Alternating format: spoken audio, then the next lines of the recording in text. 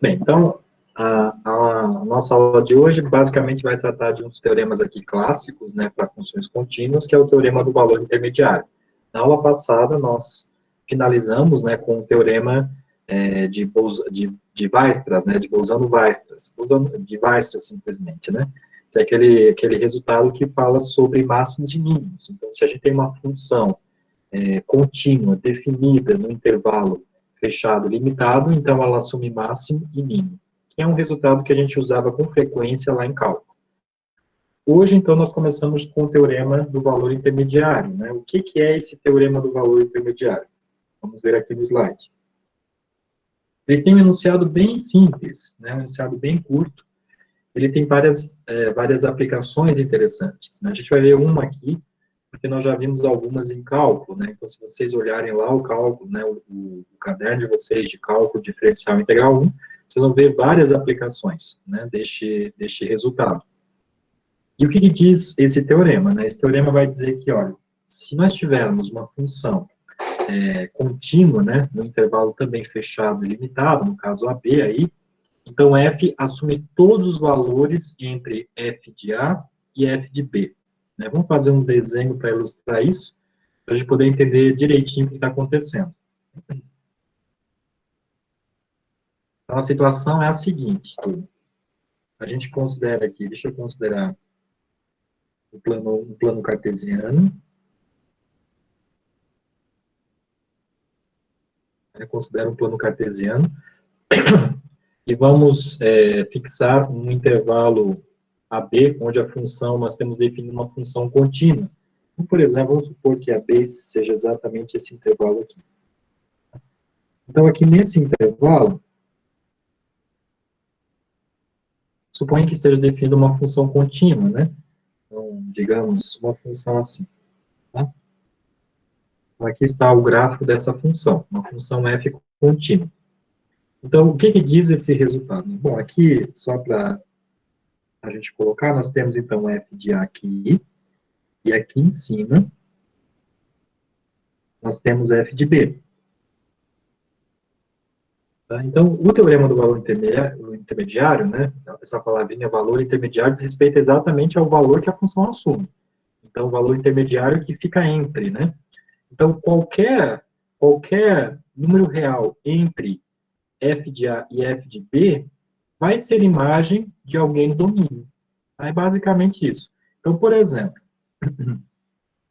se nós pegarmos aqui, digamos, esse ponto, né, esse ponto C, né, entre f de A e f de B, vai existir, né, vai existir alguém lá do domínio que é levado, né, que tem este valor, o valor C. Claro, você leva até o gráfico da função, a função é contínua, e você traz aqui para o intervalo em questão. Né? Então, aqui existe, sei lá, um x0, né? Ou seja, f de x0 é exatamente essa constante C. E isso acontece para qualquer valor que a gente considere entre f de A e f de B. Qualquer valor. A f sempre vai assumir esse valor. Tá? Sempre. Então, esse é o resultado, né, o teorema do valor intermediário. Naturalmente, se a função não fosse contínua, isso seria falso. Né? Dá para fazer várias situações aí onde a função não assume todos os valores entre os dois valores extremos. Né? Por exemplo, vou fazer um exemplo aqui antes de demonstrar o teorema.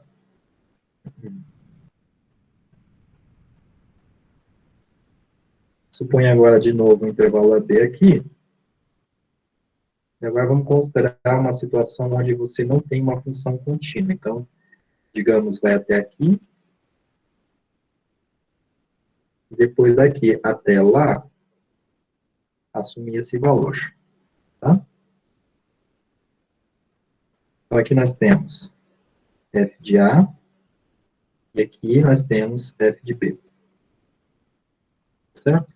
Percebam que essa função, né, o gráfico dessa função já deixa claro que a função não é contínua. E o teorema do valor intermediário não é satisfeito aqui, né? Porque vocês podem perceber que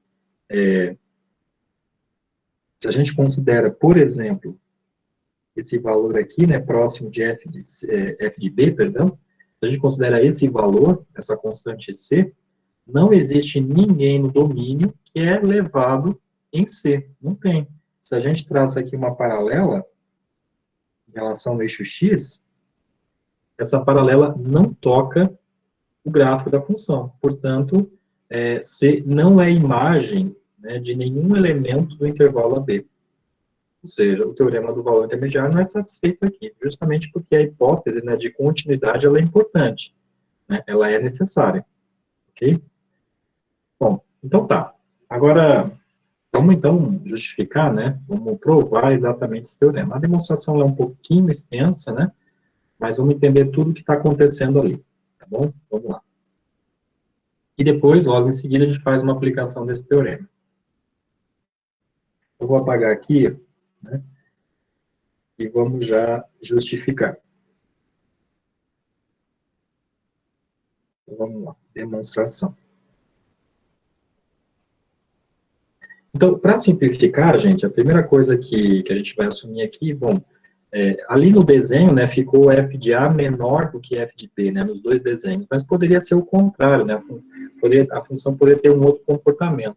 Então, aqui, para fixar, eu vou considerar f de A menor do que f de B, tá?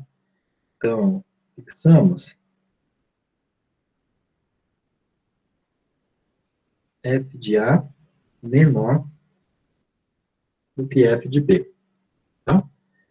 Bom, aí o que acontece? Bom, eu quero mostrar, né, que a função assume todos os valores entre f de A e f de B. Percebam que f de A e f de B já foram assumidos, né, por A e B.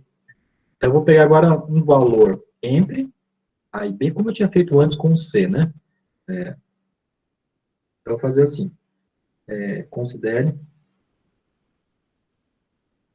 fazer aqui como minhas notas, eu vou usar a letra R, tá? Considere R entre f de A e f de B, tá? Nesse intervalinho aqui, né? Daqui a pouco eu vou fazer um desenho para ficar mais claro o que está sendo feito, tá? Então, considere R nesse intervalinho, e o que nós temos que fazer tanto, né? Nós temos que, agora, justificar que existe, né, sei lá, um número x0, né, de tal maneira que f aplicado em x0 resulte no R, tá? Então, devemos mostrar que existe x0, né, no intervalo AB, tal que f de x0 seja exatamente R. Tá? Eu já vou fazer um desenho aqui para a gente ver o que está acontecendo. Tá? Vou fazer o desenho aqui do lado.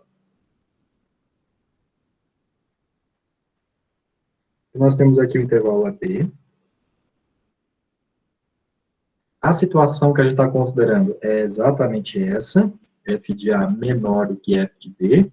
Então, o gráfico, né, na hora de esboçar o gráfico, ele vai ter o seguinte comportamento, né? Então, aqui está f de A, digamos. Então, f de B tem que ser um valor maior do que f de A. Então, vou levar até aqui.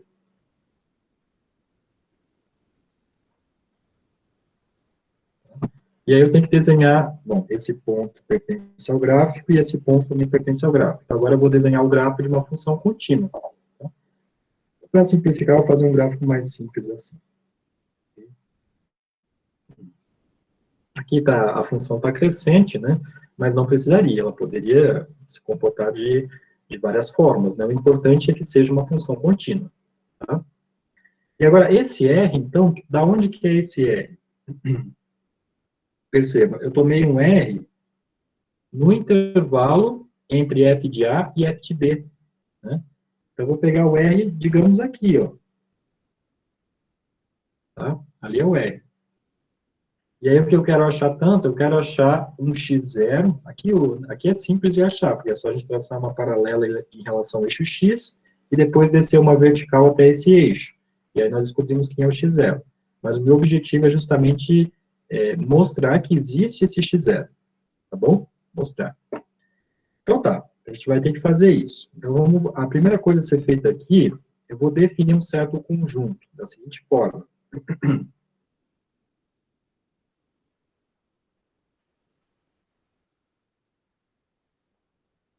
Deixa eu só escrever antes uma coisa, né? Lembra que essa função é contínua, né? E eu sei que f de a, né, o valor f de a é menor do que r. Então, a gente pode usar aquele resultado, né, da permanência de sinal. Né? Eu vou escrever ele agora. Tá? Então, olha só. Como f aplicado em a é menor do que r e f é contínua,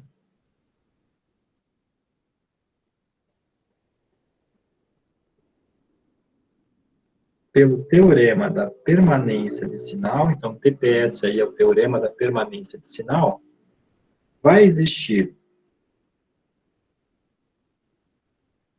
um certo delta positivo, tal que acontece o seguinte, olha, tal que f de x continua sendo menor do que r, por isso que é permanência de sinal. F de a já é menor do que r. Então, f de x vai ser menor do que r para todo x que eu tome de a até esse a mais delta. Tá? A gente vai usar esse teorema pelo menos umas 4 vezes hoje. Tá? Esse teorema é um teorema bem útil aqui. Então, por quê? Porque se eu já tenho que f de a é menor do que r, né? Aqui na figura vocês até podem, deixa eu já colocar o que eu quero aqui, né?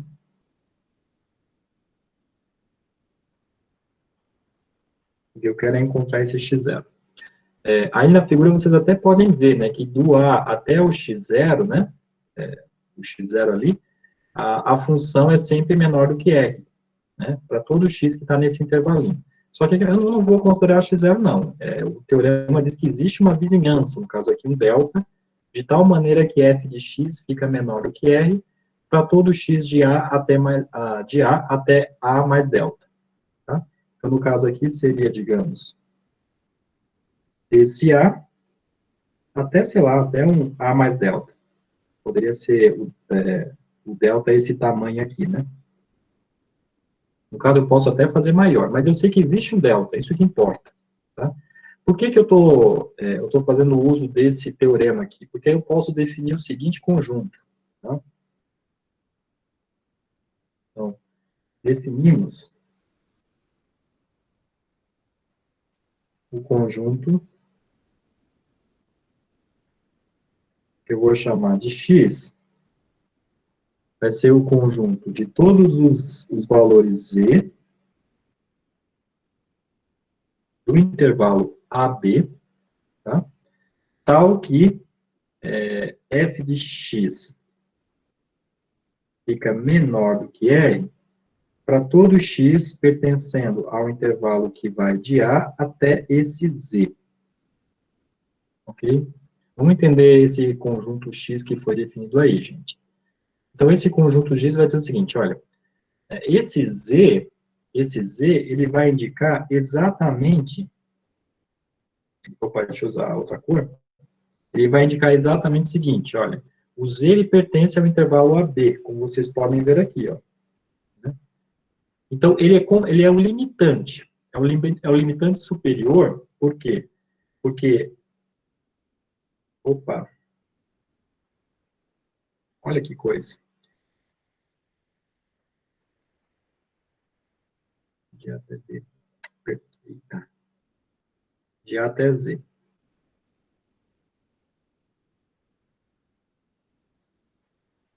Porque, olha, ele é o limitante superior porque o intervalo que eu vou considerar é de A até esse Z, onde de A até Z a função fica menor do que R. Tá? Então, o Z, gente, ele vai representar exatamente o limitante do intervalo. Aqui, ó. Ou seja, eu tenho que ir até esse valor Z é quando a função fica menor do que R. Tá?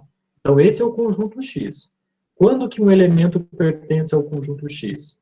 Quando, né, f de x fica menor do que R. Né? Para todo x que vai do A até este número. Por exemplo, aqui em cima, esse A mais delta né? Esse A mais delta que aparece aqui, ele pertence ao conjunto X, né? Por quê? Porque para todo X que vai do intervalo A até A mais delta, o valor de f de x fica menor do que r, que é justamente a definição do conjunto X. Então, esse número, A mais delta, pertence a X. E aí eu fiz questão de enunciar, né, de usar o teorema da permanência do sinal, para dizer o seguinte, olha, esse conjunto X aí, ele é não vazio, né? Ele é não vazio, ele tem alguém, né? Porque A mais delta, por exemplo, pertence a X, tá?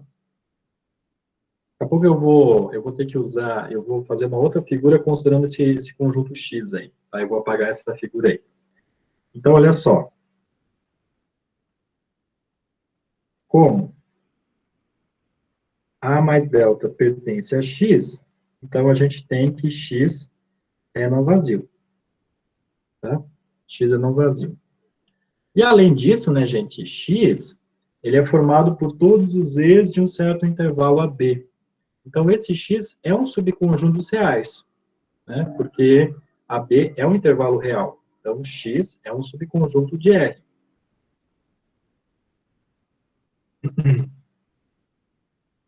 E X é um subconjunto de R. Então, daí, o que acontece tanto? Eu tenho subconjuntos reais, né? O subconjunto de R, eu não escrevi tudo, né? É um subconjunto dos R's, mas ele é limitado superiormente, isso que me interessa, né? Porque o Z, ele varia de A até B. Então, o limitante superior é justamente o B, né? O limitante superior aí vai ser o B. Então, ele é um subconjunto dos reais limitado superiormente.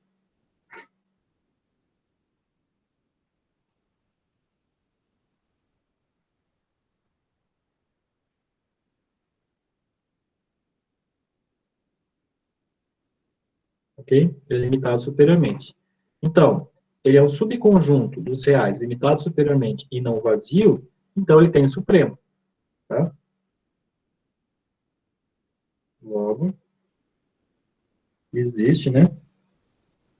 Supremo de x. Tá? Logo, existe supremo de x. Eu vou dar um nome para esse supremo, e a gente vai ver que esse supremo é exatamente no supremo que a função assume o valor r. Tá? É isso que a gente vai justificar. Então, eu vou apagar aqui o começo.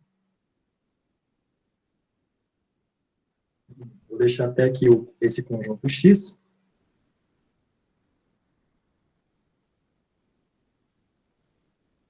E vou fazer uma nova figura agora.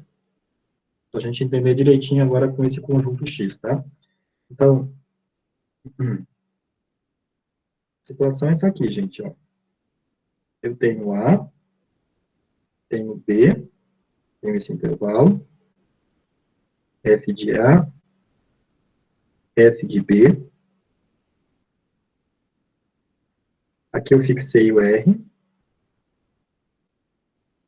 E aí tem o gráfico da função. Tá? Tem o gráfico da função. Então, se vocês perceberem, né, aqui está R, vai ter um valor aqui, né, que vai ser o meu, exatamente lá o valor que eu quero, né, que está entre A e B. Mas aí, onde que está o conjunto X? Bom, o conjunto X você tem que olhar para todos os valores de Z, que vai de A até B, onde a função fica menor do que R. Então, é claro que, neste caso, eu vou exatamente até aqui, ó. Tá? Esse é meu conjunto X. Tá?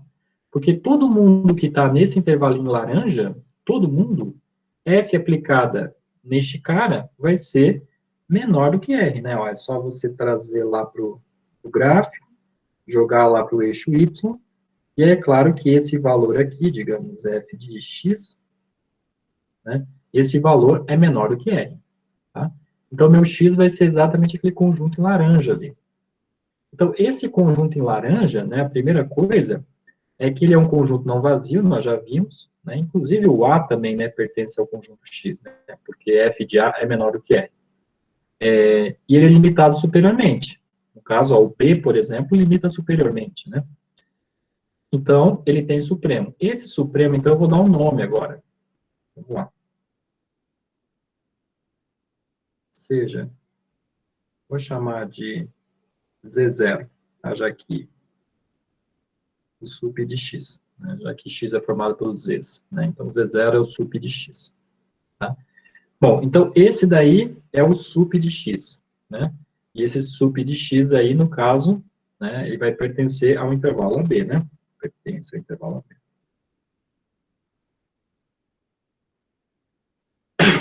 Ok.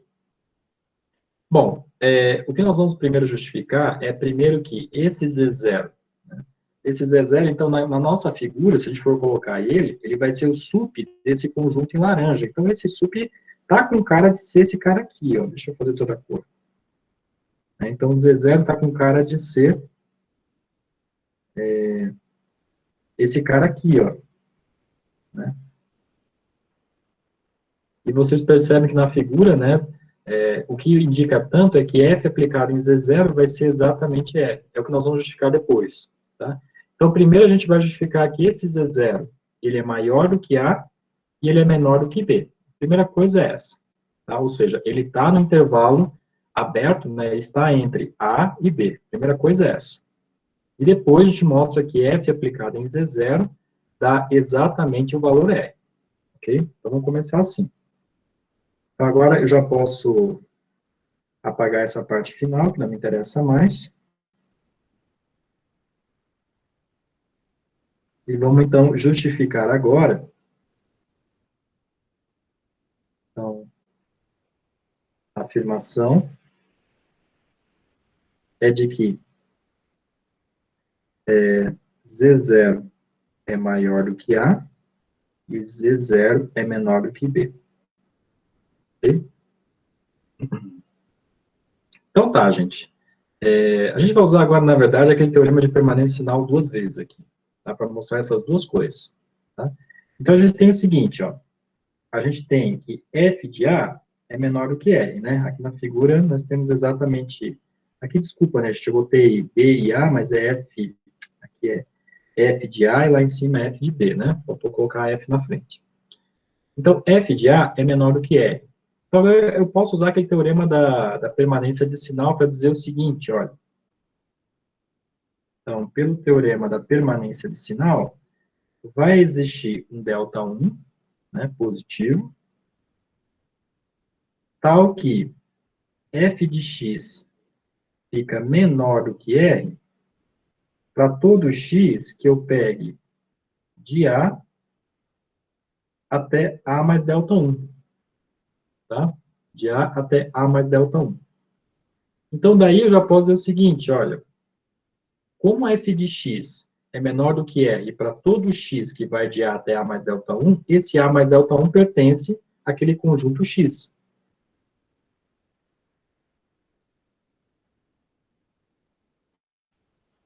Né? Pertence a esse conjunto x em laranja, porque até A mais delta 1, eu sei que a função é menor do que r. Tá? Então, A mais delta 1 pertence a x. Só que o que acontece tanto, né, é que A mais delta 1 está em x, e esse x tem supremo. Então, eu posso usar lá a definição do supremo, né? O supremo é a menor das cotas superiores, né? É uma cota superior do conjunto x. Então, com isso, a gente vai ter o seguinte, ó, A é menor do que A mais delta 1, claro, né? Porque delta 1 é positivo. Isso, por sua vez, é menor ou igual do que o supremo de x. O supremo de x é o Z0, né? É o Z0, ok? Então, aqui eu estou usando o fato de... Eu estou usando o supremo, tá? O supremo de x. Então, vejam, A é menor do que A mais delta 1, que, por sua vez, é menor ou igual do que Z0. Então, portanto, aí eu concluo que o A é menor que Z0. Tá?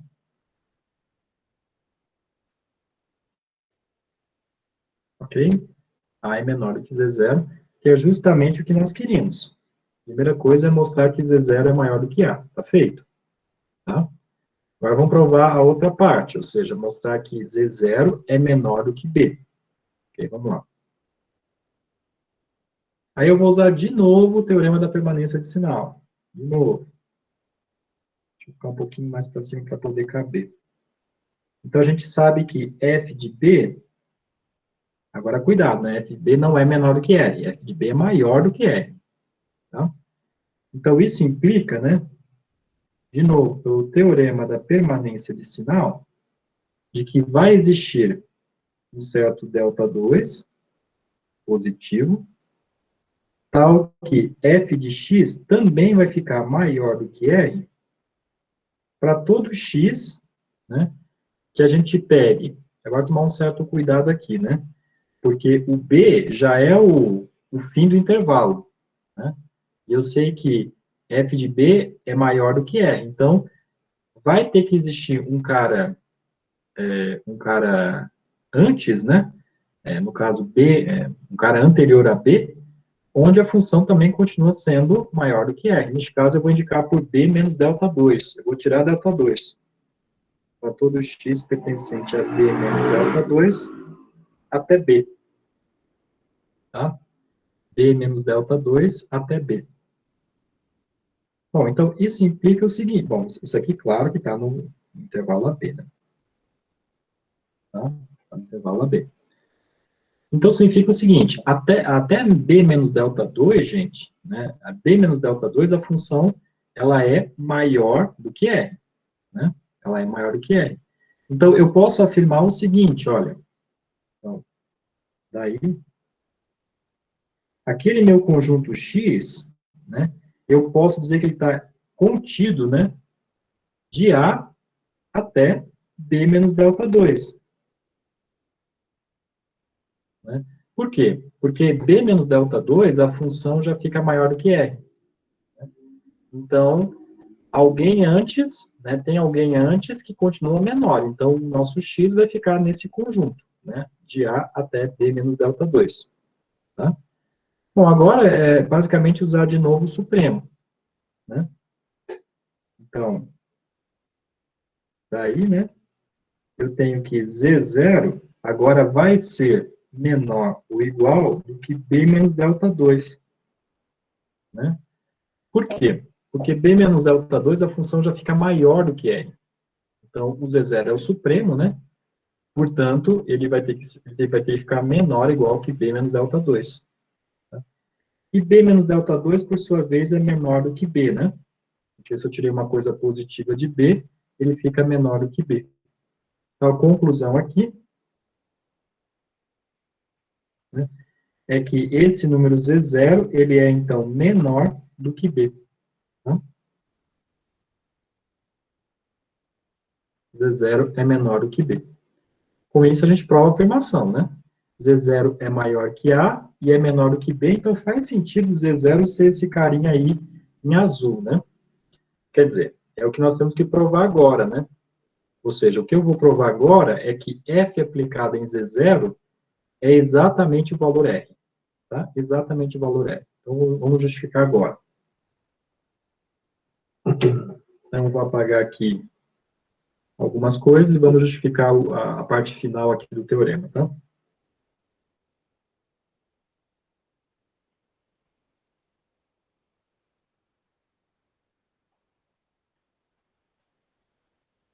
Então, nós temos três possibilidades, né? Pode acontecer três coisas agora. Já que Z0 está no intervalo AB, né? Então, existem três possibilidades.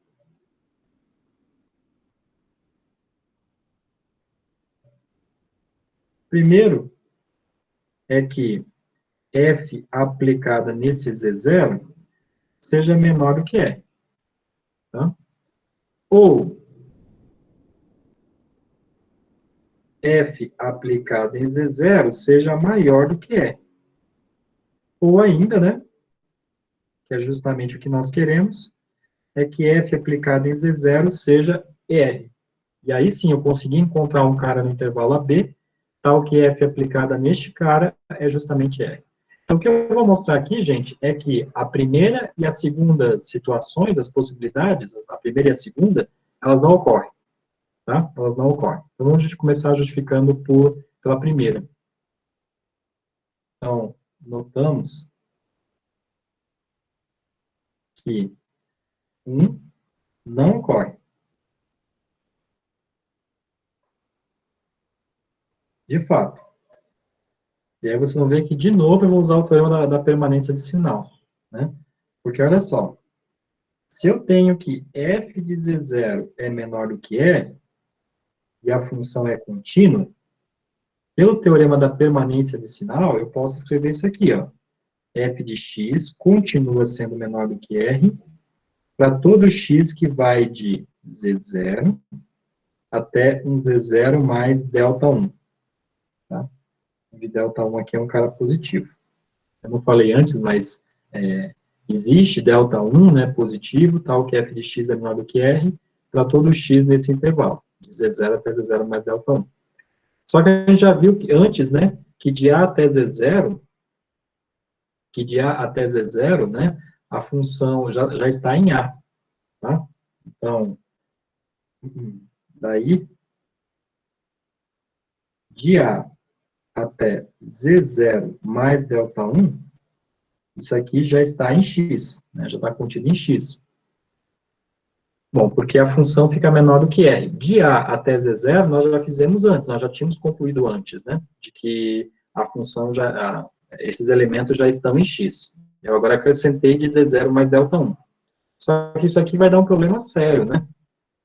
Porque se a gente usar agora de novo, né, a definição de supremo, né? Então, como o sup de x é z0,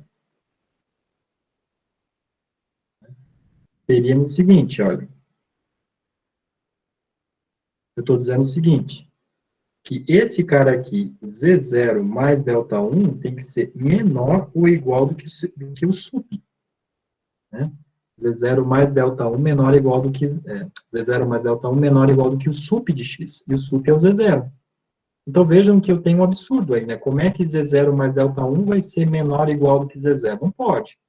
Aqui vocês podem até cancelar, né?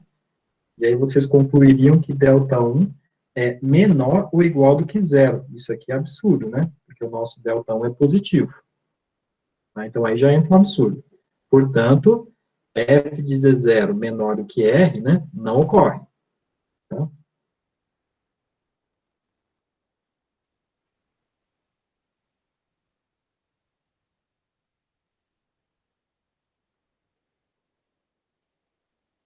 Ok? Isso daqui realmente não ocorre. Vamos justificar agora que a segunda condição, né, f, a segunda possibilidade é melhor, f de z0 maior do que r também não ocorre. Tá? Vamos justificar aqui. Deixa eu apagar aqui, né? Vamos aproveitar.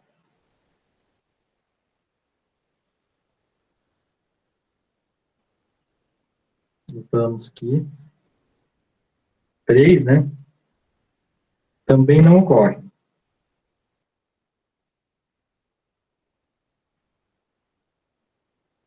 Por quê, gente? Porque olha só, de novo a permanência de sinal, de novo aquele resultado. Se eu tiver f de z0 maior do que r, né, que é a segunda possibilidade, isso implica, pelo teorema da permanência de sinal, que existe um delta 2 positivo, tal que f de x vai continuar sendo maior do que r, para todo x que eu pegue agora de z0 menos delta 2 até z0. Tá? Estou pegando agora um cara um pouquinho antes de z0, né? No caso, z0 menos delta 2. Bom, aí o que acontece tanto, né? Acontece que, se eu pego, né, o conjunto X, daí, se eu pego o conjunto X, que o supremo é o Z0, e faço, né, a interseção com esse cara aí, Z0 menos delta 2, Z0, né, isso aqui é vazio. Ou, isso aqui está certo, mas assim, pensa da seguinte forma, gente. Esse Z0 menos delta 2, a função, né, a função aplicada nele, eu estou dizendo que essa função ela é maior do que R. Tá? Portanto, não pertence a x, né? Não está em x. É isso que está tendo dito aqui, ó. que a partir do Z0 menos delta 2, quando eu faço a interseção com x é vazio, porque realmente não tem, né? Não tem interseção. Então, o que eu teria tanto nessa situação? Eu teria o seguinte, olha, Z0 menos delta 2 é a continuação aí do intervalo, porque é onde a função fica maior do que R. Então, eu estou dizendo daqui o seguinte, ó. Então, teríamos que o supremo de x, né, no caso Z0, teria que ser menor ou igual do que Z0 menos delta 2, né? Porque do Z0 menos delta 2 em diante, a função já é positiva. Tá? Aliás, já ficou maior do que R, perdão, já ficou maior do que R. Então, eu teria que ter o supremo, teria que ser menor ou igual que Z0 menos delta 2. E, de novo, esse é absurdo, né? Porque agora, se eu tirar alguma coisa de Z0, é claro que não vai ficar maior ou igual, vai ficar menor. Tá? Então, isso aqui também é absurdo. Pelo mesmo motivo de antes. Tá? Bom, como nós temos três possibilidades, e as duas primeiras falharam, então não tem jeito. F aplicado em Z0 tem que ser igual a R. Tá? Ou seja, a terceira possibilidade é que, de fato, ocorre. Então, com isso, a gente prova o teorema. Por quê? Porque eu acabei de garantir a existência de um cara entre A e B, no caso, esse Z0 aqui, né? Esse Z0, de tal maneira que a F aplicada em Z0 dá exatamente aquele valor inicial, né, entre F de A e F de B, ok? Com isso, o teorema está provado. Perceba que ele é um teorema um pouquinho extenso, né, mas ele não é difícil. Ele não é difícil porque a gente só usa, basicamente, duas ferramentas. O teorema da permanência de sinal para funções contínuas e, além disso, a definição do supremo. Né? É basicamente as duas coisas que nós já vimos. Tá? Então, fica provado aí o teorema do valor intermediário. Bom, vamos agora ver uma aplicação para poder entender bem direitinho, né? Vamos relembrar como se aplica esse teorema e depois nós vemos duas consequências desse teorema também, para a gente encerrar a aula de hoje. Tá? Vamos lá.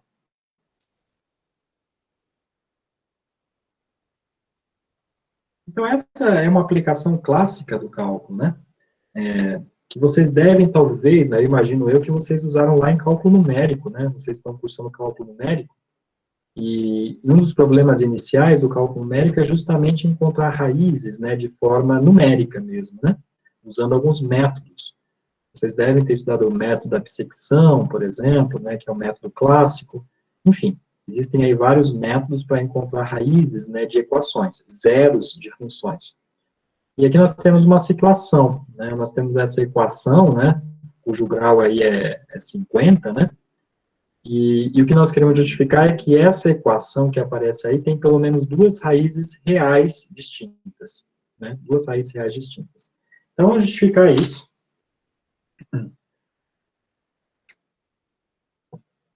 E para a gente usar, né, o teorema do valor intermediário, a gente precisa definir uma função e também um intervalo. Né? Nesse caso aqui, a função ela já foi dada, né, basicamente olhar para essa função polinomial, e o intervalo você pode considerar o intervalo da reta mesmo. Né? Então, vamos fazer o seguinte. Ó.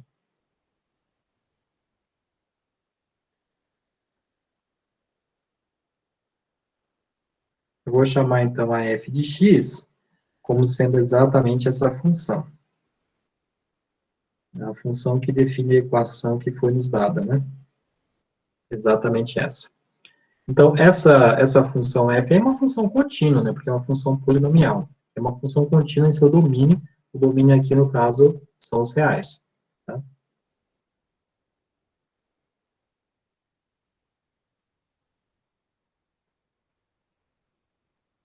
Eu quero mostrar, gente, que ela tem pelo menos, né? Pelo menos duas raízes reais distintas. Tá? Então, qual que é a estratégia, né? Para a gente poder usar o TVI? Bom, o TVI vai dizer o seguinte, olha, se você pega dois valores, né, da função, por exemplo, f de A e f de B, qualquer valor entre f de A e f de B, né, no caso, é atingido pela função. Tá?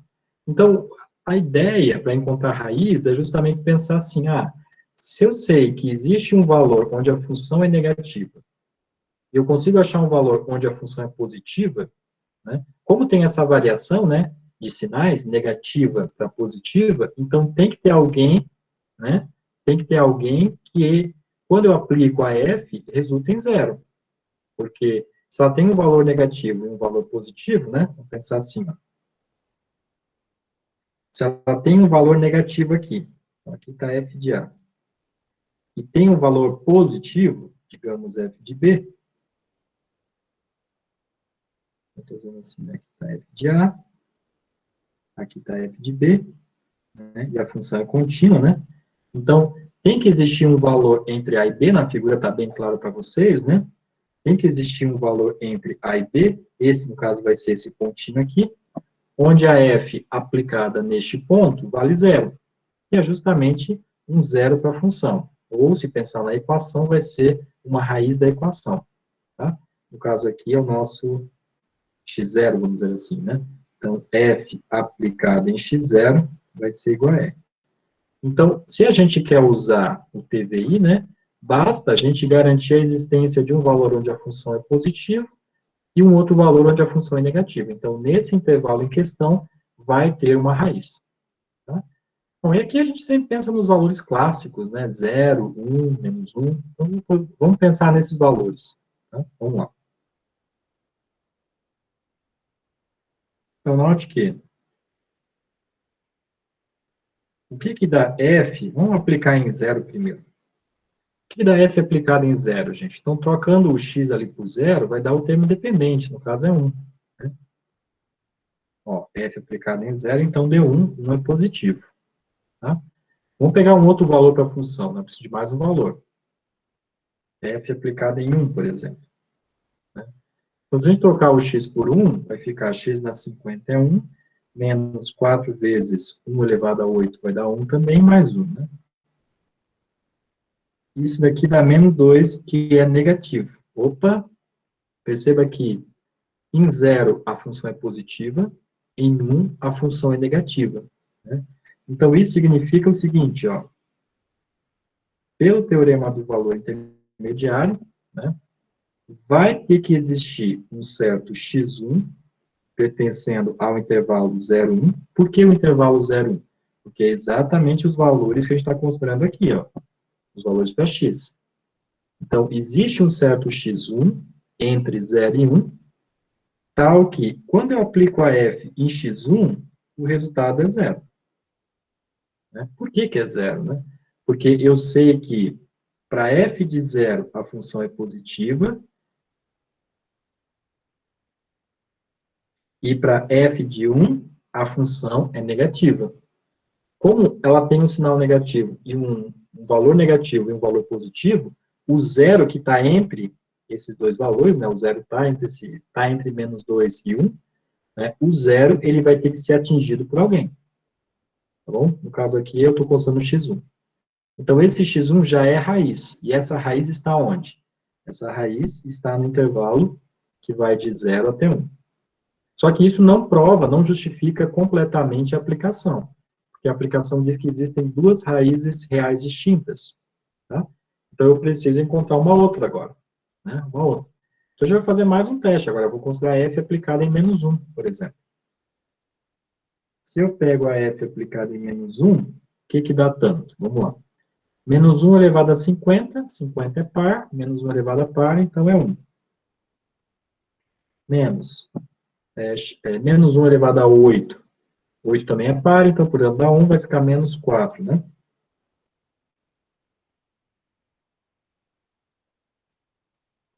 De novo, dá menos 2, né? Menos 2, que, por sua vez, é menor do que zero.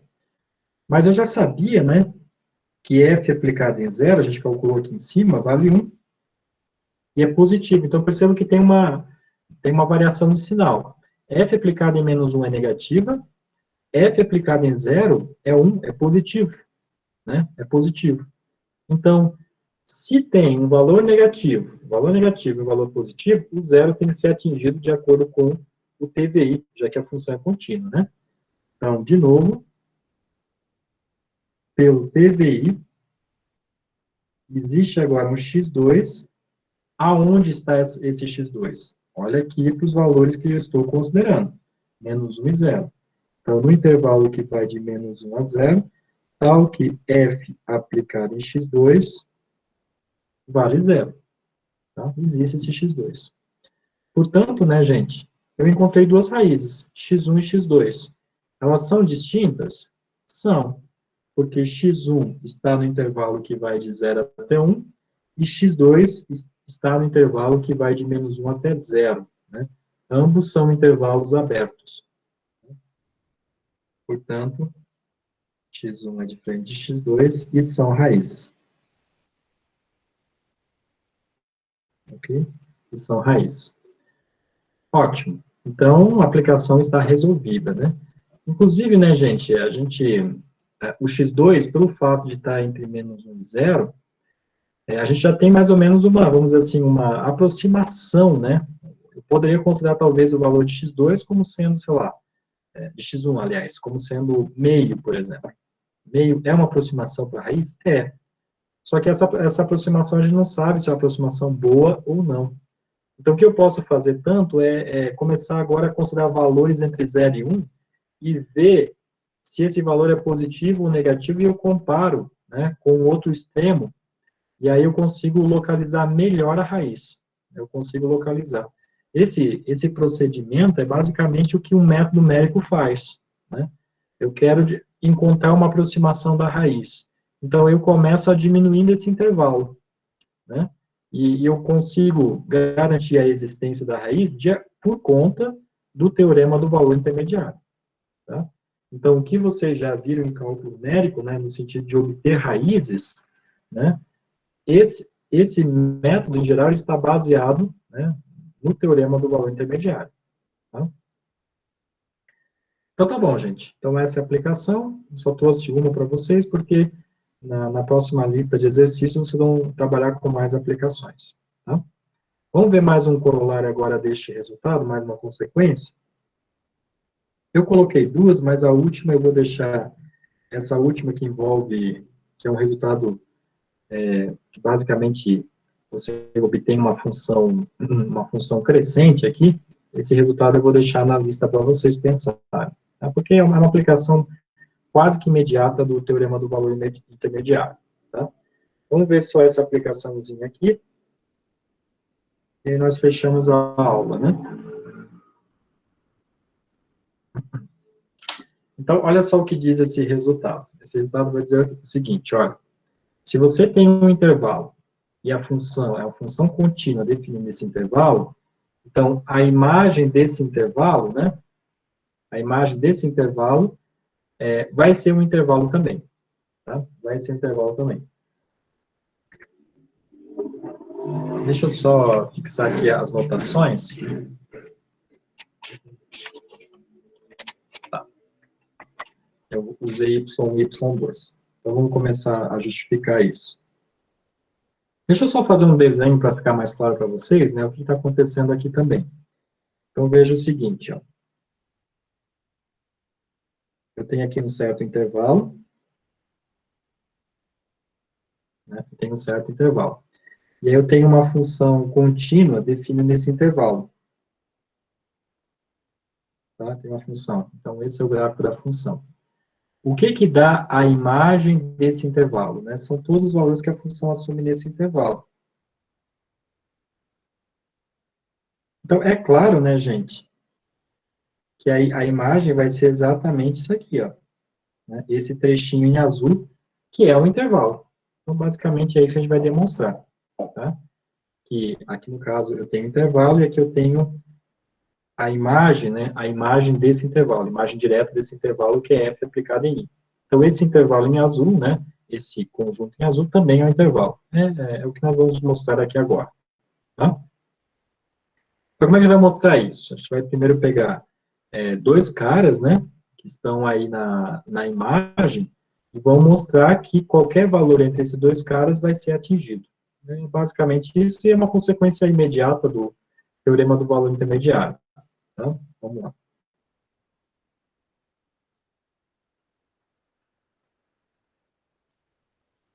Então, se eu pego quaisquer dois caras aqui, digamos, eu vou pegar aqui. Vou pegar y1 e vou pegar y2. Tá? Vou pegar esses dois caras aí na imagem, na f aplicada em i. Tá?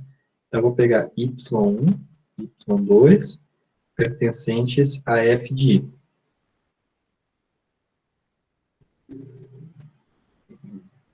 Ok? E aqui, até para simplificar, né, como eu fiz na figura, eu vou considerar y1 menor do que y2. Tá? Bom, gente, então agora eles estão na imagem, estão em f de i. Então, se eles estão em f de i, o que acontece tanto? Né? Então, aqui está o y1. Eu sei que vai existir um cara aqui, que eu vou chamar de A, né? Tal que a f aplicada em A resulta em y1. E da mesma forma que o y2, vai existir aqui um B, tal que f de B resulta em y2, justamente porque eles estão na imagem desse intervalo. Tá? Então, daí, existem A e B, né, em I, né, nesse intervalo em I aqui no domínio, tais que Y é f de A, e Y2 é f de B. Tá? Y2 é f de B. Bom, o que acontece tanto é o seguinte, eu escolhi esses dois valores, né, Y1 e Y2, que a função assume. Esses dois valores. Então, o que eu vou mostrar agora é o seguinte, olha, que a função assume qualquer valor entre esses dois. Tá? Qualquer valor entre esses dois.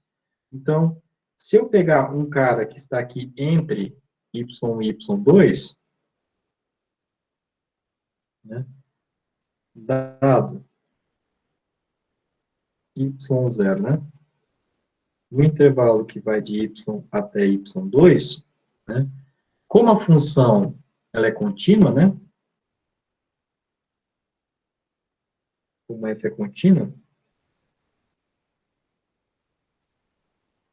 pelo teorema do valor intermediário, né, se eu pego um cara que está entre y e y2, esse y0, aqui em roxo, né, peguei esse y0, como a função é contínua, eu sei que existe alguém, né, lá, né, no caso, entre A e B, né, existe alguém aqui que, quando eu aplico a F, resulta em y0.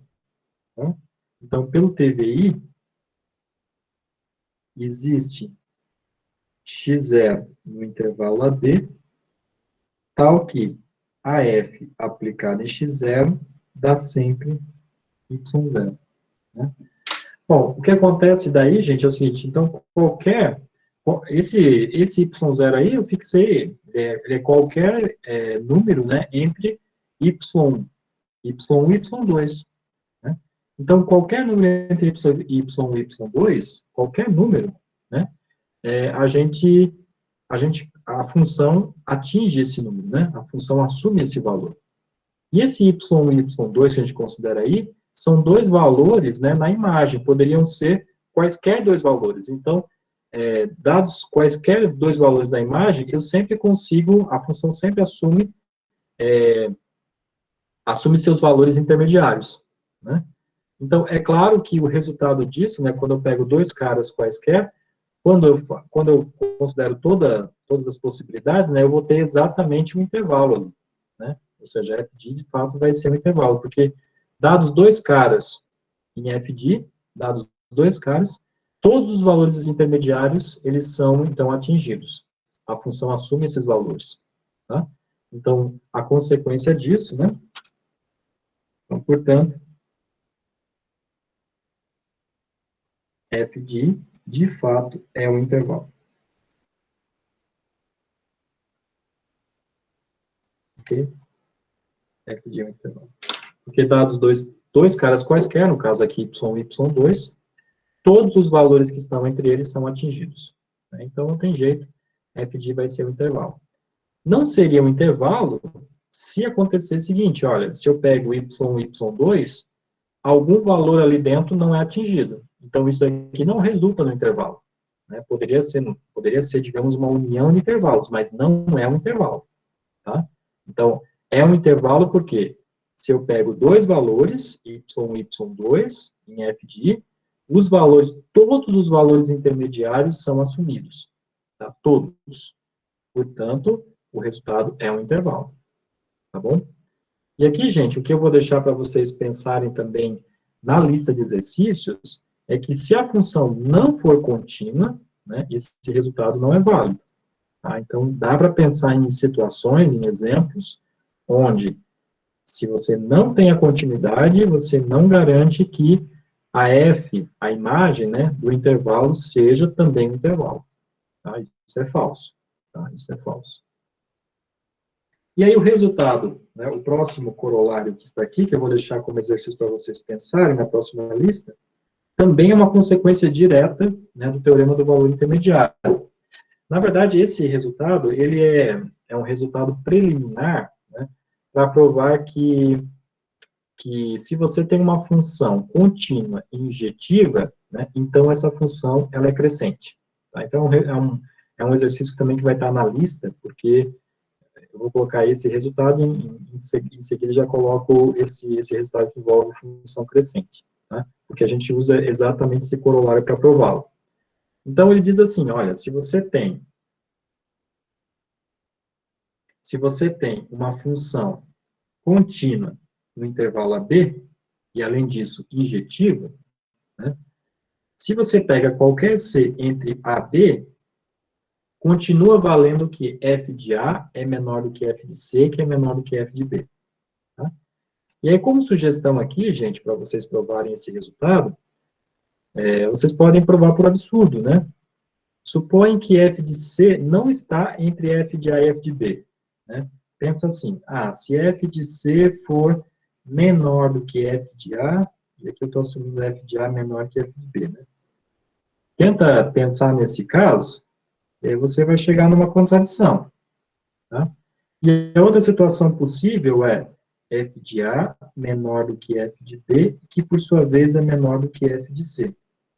Então, pensa nessa situação e chega numa contradição. Ali você vai usar também o teorema do valor intermediário. Né? A contradição ela tem a ver justamente com a injetividade. Ok? Então, esse é um resultado preliminar para provar um resultado mais geral, que é o seguinte, né? Se você tem uma função que ela é contínua e injetiva, né? A gente consegue provar que essa função ela é crescente. Tá? É uma função crescente. Então, esse é um resultado, né? Um exercício que vai estar na próxima lista de vocês. Né? Eu já estou preparando ela, vai sair essa semana ainda. Tá bom? Aí vocês vão ter duas listas, né?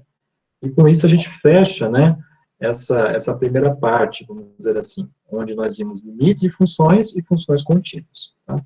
A partir da semana que vem já começa o estudo de derivadas. Então, vocês vão ter mais uma lista, né, sobre funções contínuas e também um pedacinho lá que faltou de limites laterais e limites infinitos. E vamos ter uma atividade para entregar a respeito destes temas. E a gente já pode, em seguida, marcar uma avaliação, né? A nossa primeira avaliação do segundo semestre. Bom, mas isso a gente pode marcar para a semana que vem, ok? Bom, gente, então é isso, né? Se vocês tiverem alguma dúvida, né, fiquem à vontade, né, para falar agora, ou então mandar uma mensagem, um e-mail, né?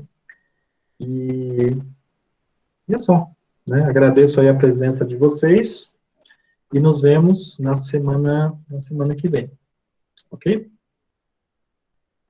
Boa noite, professor. Boa Até noite, mais. professor. Boa noite, professor. Até mais. Boa noite, gente. Boa noite. Mais.